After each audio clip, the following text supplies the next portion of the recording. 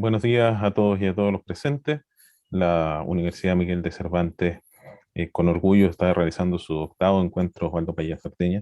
Y hoy día nos acompaña un amigo de la casa, alguien que nos ha acompañado en otras ocasiones y que efectivamente ha participado muy activamente de nuestros encuentros para allá. Es un orgullo para nosotros tenerlo nuevamente presente, a el doctor Enrique San Miguel Pérez, quien es doctor en Historia y doctor en Derecho en la Universidad Rey Juan Carlos, fue secretario general de esa misma universidad, es profesor visitante en Universidad de Francia, Escocia, España, México, Alemania, Argentina, Colombia, Puerto Rico y también de nuestra universidad. Nosotros lo hemos nombrado hace algunos años atrás como profesor visitante de nuestra universidad, donde nos ha acompañado con algunas reflexiones en torno a la vigencia del humanismo cristiano, pero también con algunas reflexiones acerca del cine y la política en ocasiones anteriores, situación que ha sido altamente valorada en su momento también por nuestros estudiantes. Es miembro titular de Flaxo España y es patrono de la Fundación Universitaria Española. Y hoy día nos va a acompañar con una exposición titulada Democracia y Liberación, Inspiración Cristiana en tiempos de populismo. Doctor San Miguel, por favor. Pues muchas gracias, vicerrector Adrián Pereira. Bueno, muchas gracias al rector de la Universidad Miguel de Cervantes, mi querido amigo Gutenberg Martínez, a la presidenta del Consejo Directivo, Marifen Hornborn, a Jorge Maldonado, vicerrector de la Universidad de Miguel de Cervantes, querido amigo también. Agradezco la presencia del expositor que tomará a continuación la palabra, mi conciudadano Juan Manuel Burgos. Agradezco ya las palabras que me han enviado queridos amigos como Fernando Silva, como Esteban Elortegui. Agradezco la labor técnica de Luis Alberto Aguirre. En fin, solo puedo manifestar gratitud en esta mañana de otoño madrileña, lluviosa. Parece que más que Madrid estamos en Cantabria, en mi tierra. Sé que la mañana ha empezado bastante calurosa, por no decir sofocante, en Santiago, en plena primavera, del humanismo cristiano. Sabéis que el humanismo cristiano, sobre todo la materialización histórica y política del humanismo cristiano, pues es una propuesta eminentemente primaveral. Y yo también, como decía el vicerrector Pereira, como decía antes Jorge Maldonado, pues no puedo por menos que expresar mi satisfacción de que una iniciativa como el Encuentro Internacional Osvaldo Pallá Sardiñas alcance ya su octava edición. Estamos hablando no solo de una actividad, de una iniciativa consolidada, sino inspiradora para, como decía antes Gutenberg Martínez, pues iniciativas como las que estamos desarrollando desde hace 2 años. Este año alcanza su tercera edición, como los Diálogos del Retiro, que este año van a llevar por primera vez el nombre de Diálogos Internacionales Gustavo Villapalos, en memoria de quien fue presidente del patronato de la Fundación Universitaria Española. Agradezco el saludo de mi querido amigo cervantino, además, Martín Garrido. Yo soy profesor visitante y muy orgulloso lo soy, además de la Universidad Miguel de Cervantes, pero es que yo toda la enseñanza primaria la realicé en el Colegio Nacional, en todo el Colegio Nacional Cervantes de Torrelavega, o sea que mi vida mi vida académica no ha podido ser más cervantina. Bueno, en definitiva, gracias a todos por la oportunidad de volver a compartir, en efecto, algunas reflexiones sobre el carácter emancipador de la propuesta del humanismo cristiano en tiempos de totalitarismo y de populismo. Yo tengo una interpretación del populismo que está muy vecina a quienes lo consideran una especie de encarnación contemporánea, no sé si blanda, no sé si 2 o 3 o 5.0 de los autoritarismos y totalitarismos pues que en el mundo democrático hemos padecido en otras etapas de la historia. Y eso quiere decir que esta intervención va a acudir a la historia en la búsqueda, digamos, de la delimitación del problema al que nos estamos enfrentando, pero también de las propuestas. Como humanistas cristianos tenemos el deber, tenemos la obligación de ser proactivos, no lamentarnos por la leche derramada, sino ser mejores y más activos y más enérgicos y más eficaces a la hora de defender la vigencia del modelo político del Estado social y democrático de derecho, el modelo cívico del humanismo integral. Eso significa que me voy a ir a un documento que ha servido de base para el propio título de esta intervención, que es de Albert Gogté, Democracia y Liberación, llevaba por título. Albert Gogté fue el secretario general adjunto del Movimiento Republicano Popular. Hablaré del Movimiento Republicano Popular, entre otras cosas, porque es el partido en el que a mí me hubiera gustado militar. Desdichadamente, nací solo 3 años antes de que se disolviera, y que es un documento de la Comité de Democracia y Liberación que dio soporte al que es el manifiesto programático del MRP, que se llama Hacia una nueva democracia. Cuando hablamos de democracia y liberación, en la perspectiva del humanismo cristiano, nos tenemos que ir a mi modo de ver, por lo menos en sede histórica, nos tenemos que ir a la Segunda Guerra Mundial, tenemos que irnos concretamente a la resistencia francesa, muy eminentemente protagonizada, pues como la italiana, como la alemana, como la neerlandesa por el humanismo cristiano. José Vidó fue jefe del Comando Nacional de la Resistencia tras la detención de Jean Moulin a partir de 1943 hasta la liberación de Francia. Pero pensemos en nombres como Germaine Poinçot-Chapuis, que fue la primera mujer ministra de la Historia de Francia, como los hermanos Costa Floret, como François de Menthon, como Pierre Flanlan, como Pierre Taillon.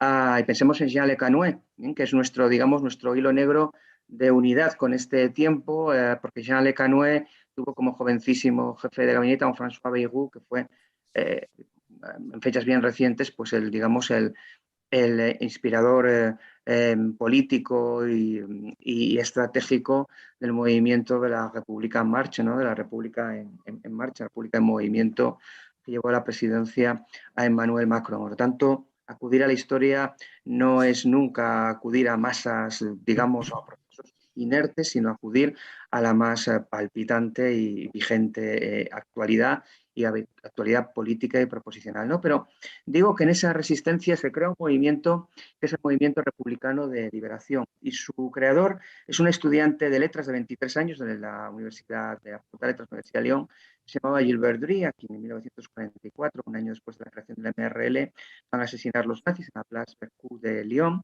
El Movimiento Republicano de Liberación es un movimiento de inspiración humanista cristiana que lanza en 1943 un manifiesto que yo, bueno, siguiendo costumbre ya conocida por quienes me habéis padecido en otras ocasiones, pues he querido reconducir o reducir a 10 ideas fuerza o a un decálogo, ¿no? ¿Qué significa en la perspectiva del humanismo cristiano movimiento republicano y de liberación? Bueno, en primer lugar, movimiento quiere decir la primacía del estilo sobre la doctrina. Un movimiento es una fórmula abierta de integración, de voluntades y de inteligencias.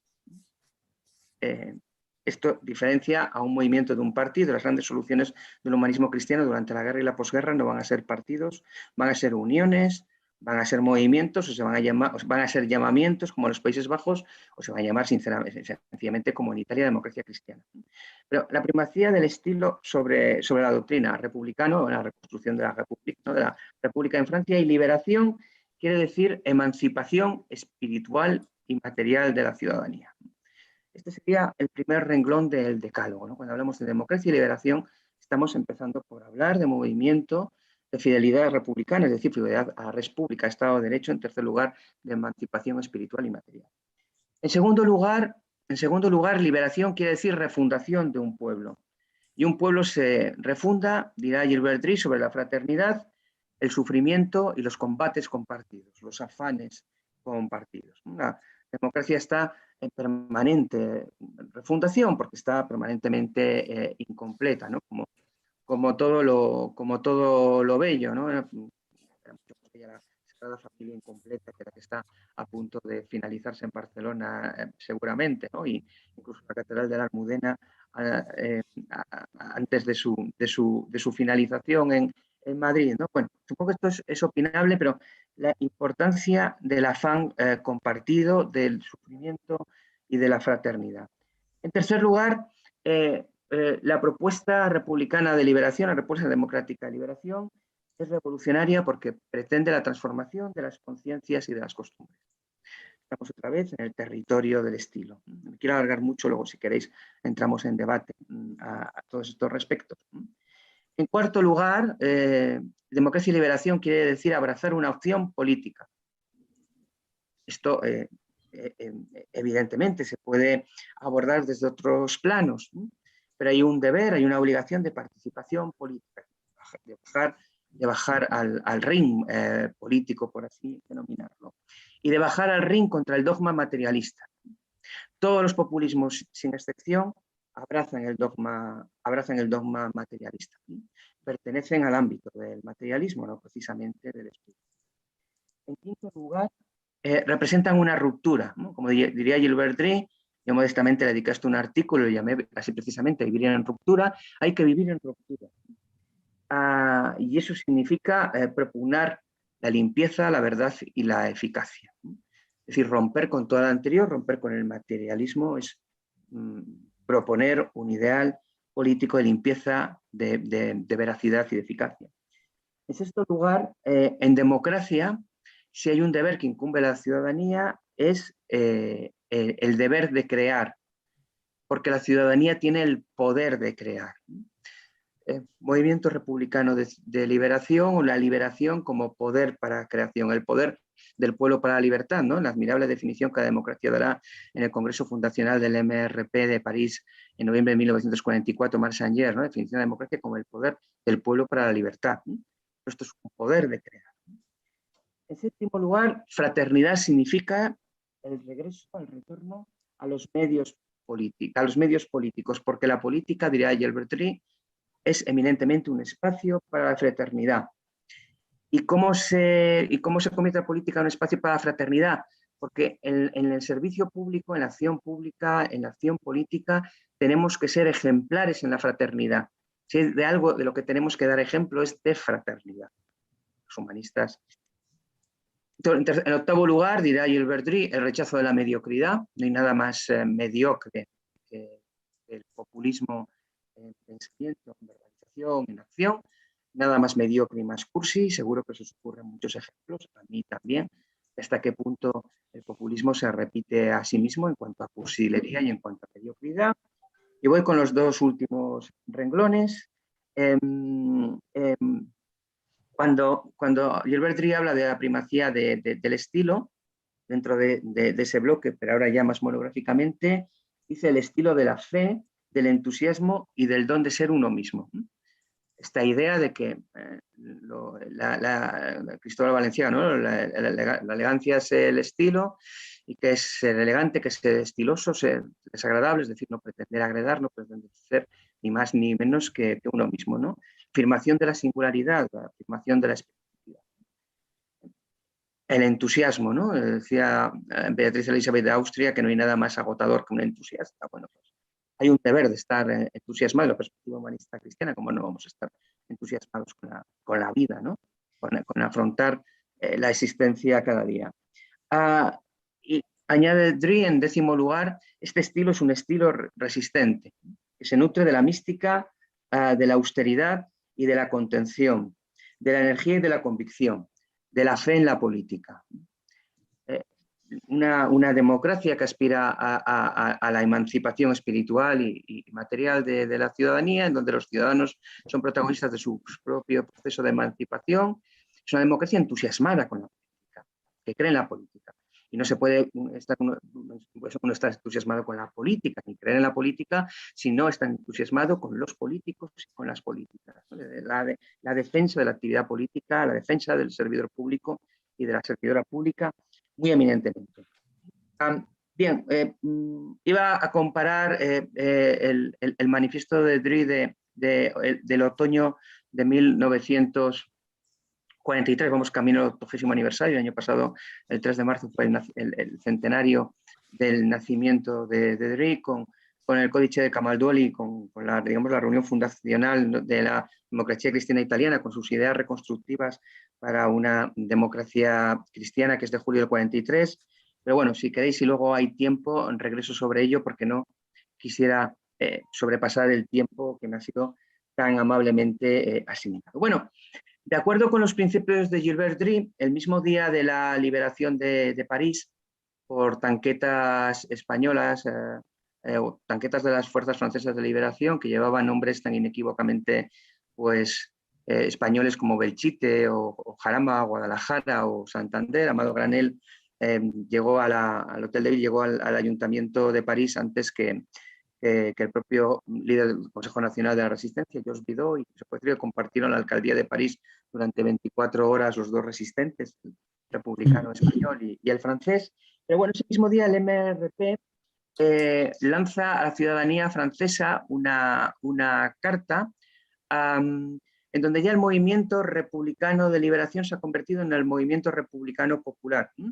Es decir, estableciendo una identificación entre el proceso, el proyecto de liberación y de emancipación y la identidad popular, ¿no? Digamos, es el renacimiento del popularismo que había nacido en Europa ya en 1919 con la fundación del Partido Popular en Italia, ¿no? Y que fue el primer secretario general Che de Gasperi, que es el autor material del Coche de Camaldoli que hablaba antes, pero bueno, digamos, el MRL se convierte en MRP.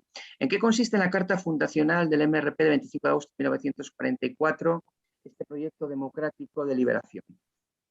Pues se trata de digamos, 4 liberaciones. Voy paso del decálogo, que le entusiasma tanto a Gutenberg, esto de los 10 renglones, a 4 renglones, luego volveré a los decálogos. La primera liberación: hay que liberar al hombre de todas las opresiones, de todas las servidumbres que obstaculizan su pleno desarrollo y su libre crecimiento material, espiritual y moral. Se trata esencialmente de liberar al hombre de la tiranía del dinero. 25 de agosto de 1944. No me alargo en este sentido porque diría que se comienza así.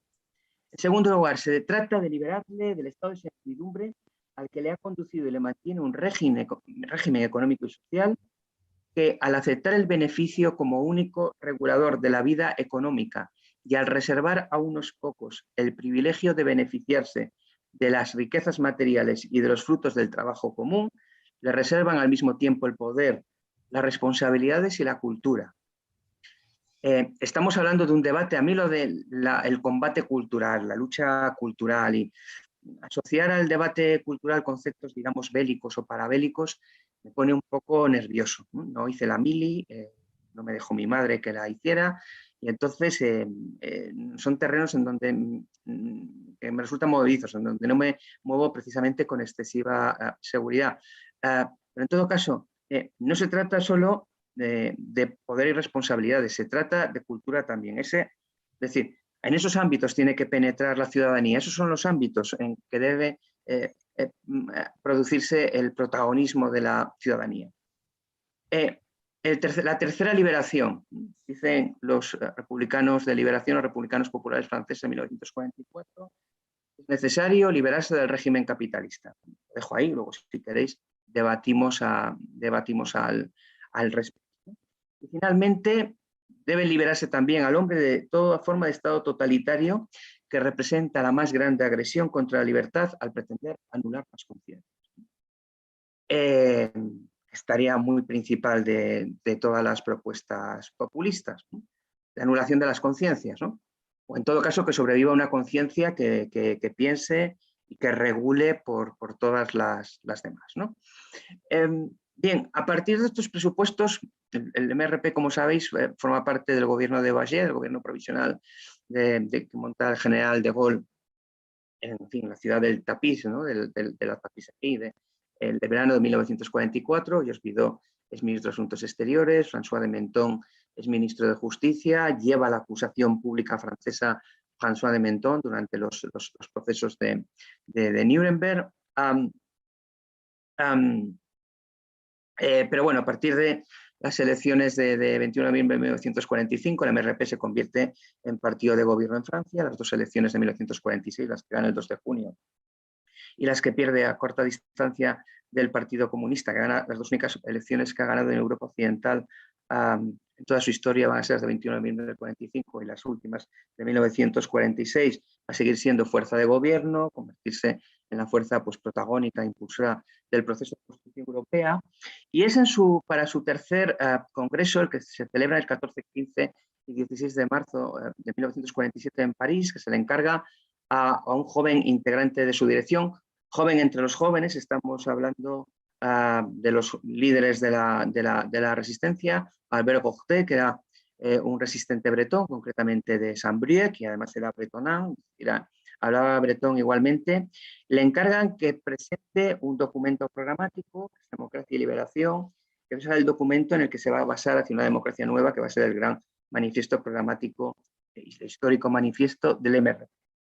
Bueno, lo que dice Alberto Ortega es que lo que necesita el renacida República Francesa sobre la base de una renacida también forma de Estado, que es el Estado social y democrático de derecho. La primera de las constituciones sociales de posguerra va a ser la francesa de la Cuarta República, por mí muy adorada Cuarta República, porque para mí la Cuarta República pues es Edith Piaf, Albert Camus, Robert Bresson, Jean Cocteau, en fin, las primeras canciones que graba Jacques Brel, en fin, no sé si todo lo que a mí me gusta, pero muchas de las cosas que más me gustan. Evidentemente dice que ese Estado social democrático de derecho se debe dotar de una democracia que se levante sobre dos principios. El primero es la garantía de los derechos del hombre y el segundo es la participación efectiva de la ciudadanía en el gobierno de la nación. Y eso quiere decir, en primer lugar, y por lo que respecta a la garantía de los derechos humanos, ¿no? De los derechos de los seres humanos, de los hombres y de las mujeres y de los hombres. Bueno, Albert Hochté, en este documento, Democracia y Liberación, que luego se convierte hacia una democracia nueva, nos propone 5 renglones de reflexión. En primer lugar, que todo ser humano cuenta con derechos intangibles que el gobierno debe respetar, pero no acomodándose al favoritismo del Estado o al paternalismo social. Los derechos preexisten, los derechos preceden, no son una graciosa concesión. En segundo lugar, que contrariamente a lo que afirma el liberalismo, dirá Albert Hochté, la libertad de unos no garantiza la libertad de los otros, sino que puede destruirla. Prosigo si queréis. Bueno, insisto, que quiero respetar el tiempo. En tercer lugar, el acatamiento del orden jurídico no implica el inmovilismo de las instituciones. En cuarto lugar, de acuerdo con la evolución social, los derechos colectivos deben prevalecer sobre los contratos individuales. De todas las propuestas del MRL, MRP, una de las más polémicas, ¿no? Es decir, el nacimiento del concepto de derechos colectivos, ¿no? O, digamos, o la revisión de ese concepto. Y en quinto lugar, dirá Hochté, en Democracia y Liberación, el progreso humano únicamente puede producirse dentro del cuadro de un orden jurídico que garantice la libertad. El lema del primer congreso del MRP en 1944 había sido la revolución dentro de la ley. La revolución en libertad, la revolución dentro de las instituciones del Estado social y democrático de derecho. Es decir, la institucionalidad democrática, el Estado social democrático de derecho, con aplicación de reglas mayorías de respeto a las minorías, la división de poderes, la preservación de los derechos y libertades fundamentales y el imperio de la ley, esa es la revolución. Esa es la revolución que ha conocido el mundo, eminentemente a partir del final de la Segunda Guerra Mundial. Y enfrente de eso, las propuestas presuntamente revolucionarias que están enfrente de eso eran las autoritarias y totalitarias en el periodo de entreguerras, son ahora las populistas. Ahora si me pongo en modo un poco polémico o controversial, lo hago con toda la intención del mundo, es o esta democracia liberadora y emancipadora o la nada cursi, o la nada cursi, que es la nada populista. En segundo lugar, ¿no? Por lo que respecta a la participación efectiva de la ciudadanía en el gobierno de la nación, que es una obligación de la ciudadanía, que ya lo decía Cicerón y luego lo retomó Barack Hussein Obama, ¿no? Que el único cargo que tenemos en democracia lo tenemos todos, lo tenéis todas, y además es permanente y no podemos dimitir, y es el cargo de ciudadano o de ciudadana.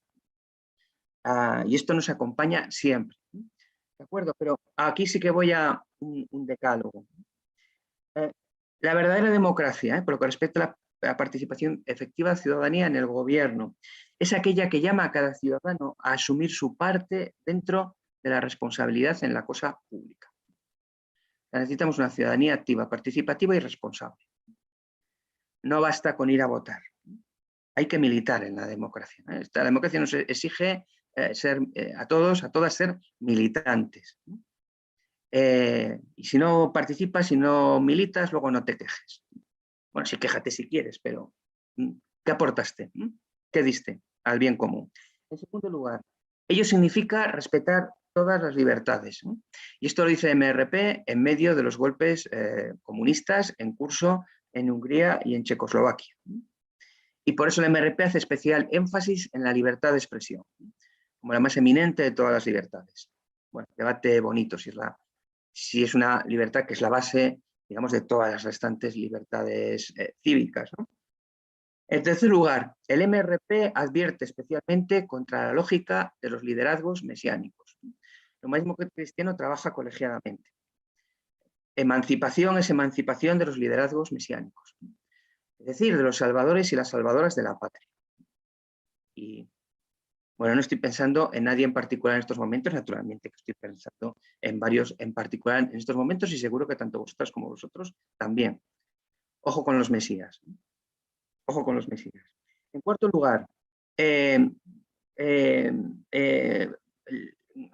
creer en trabajo en equipo equivale a creer también en la colegiación de la vida pública, en acentuar el sistema de controles, de limitación de la concentración del poder. En quinto lugar, la reivindicación del Estado, de su autoridad y de su eficacia, así como de su capacidad para defender a la República.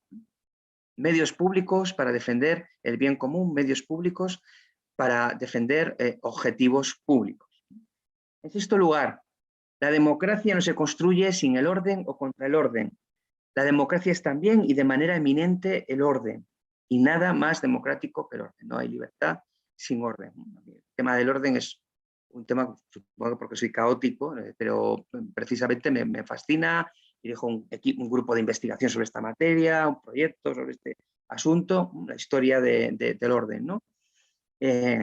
Por más que el desorden nos pueda regalar momentos muy incomparables de la historia de la literatura y del cine. Estoy pensando en la última conversación que mantienen Yuri Zivago y Lara en El Doctor Zivago de Pasternak y luego de David Lean antes de su primera separación, ¿no? Pero bueno, funciona en el ámbito de las formas de creación, no sé si tanto en el ámbito democrático. En séptimo lugar, en un Estado democrático, el poder y el pueblo están unidos.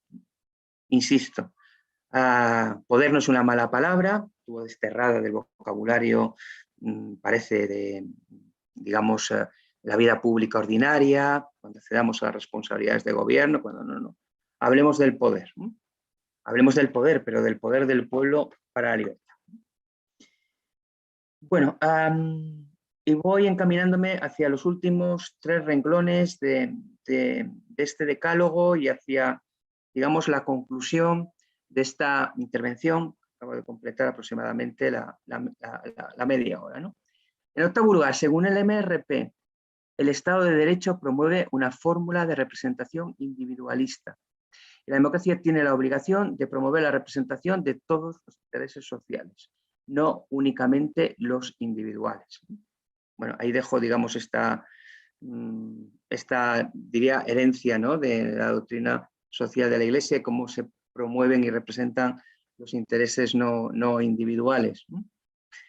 En noveno lugar, el Estado debe garantizar la libertad de enseñanza. El MRP hace especial énfasis en este punto porque la libertad de enseñanza garantiza también la libertad de pensamiento.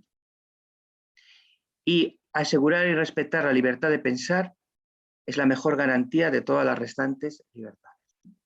La importancia de la libertad de enseñanza. Y esto lo dice alguien que lleva desde el 17 de septiembre de 1970, ha cumplido ya más de medio siglo en el sistema público estatal de enseñanza, colegio, instituto y universidad, primero como estudiante y después como no estudiante, ¿no?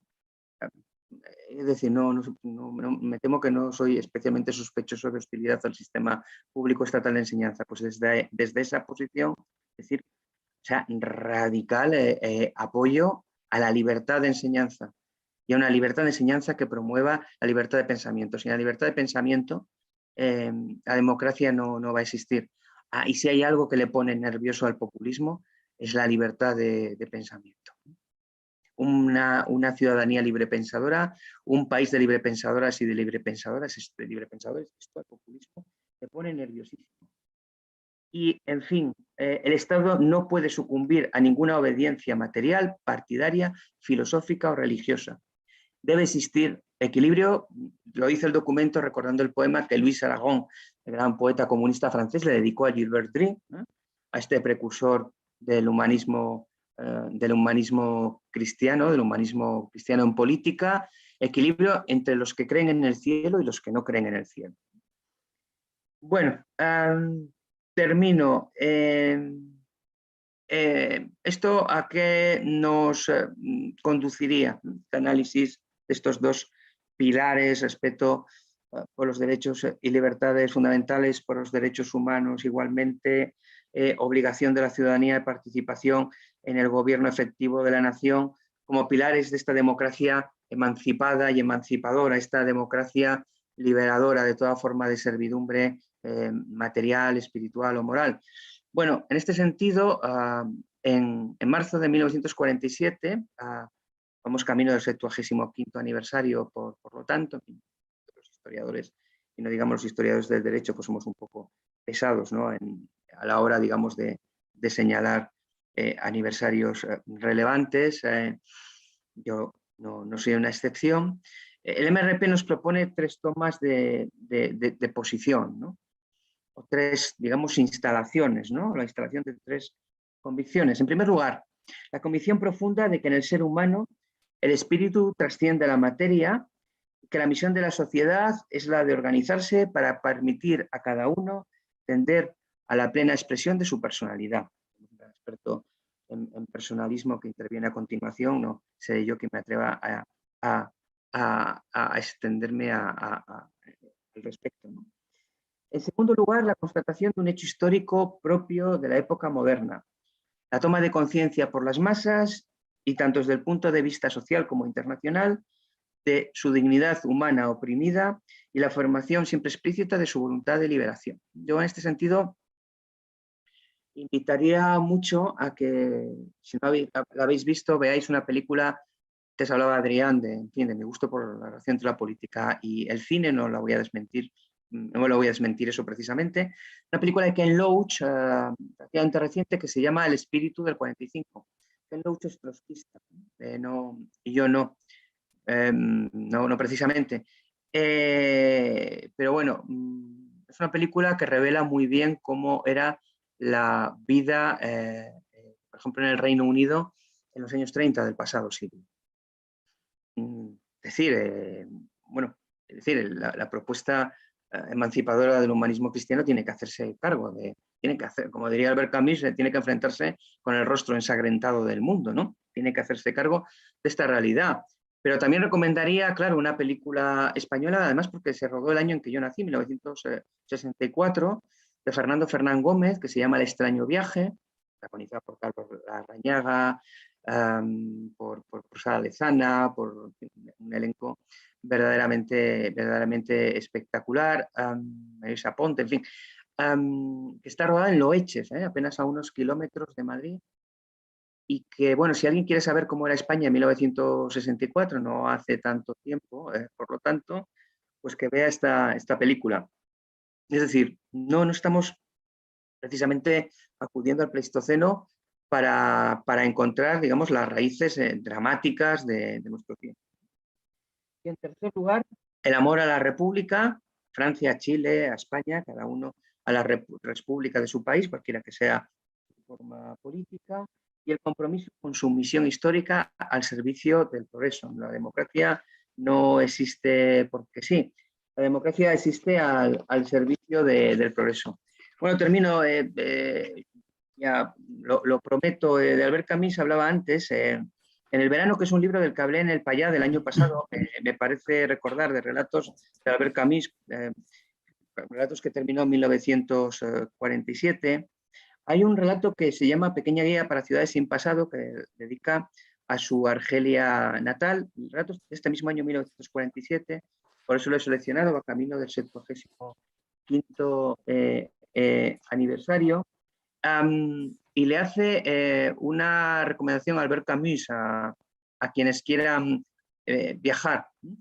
Yo leyendo esa recomendación, pues voy a finalizar esta intervención porque después de la lectura de esta recomendación sospecho que tanto mi querida España como mi no menos querido Chile se van a convertir en lugares muy recomendables para visitar, se van a convertir en los lugares o las democracias en donde a Albert Camus le hubiera gustado vivir. Y paso a la lectura de ese texto.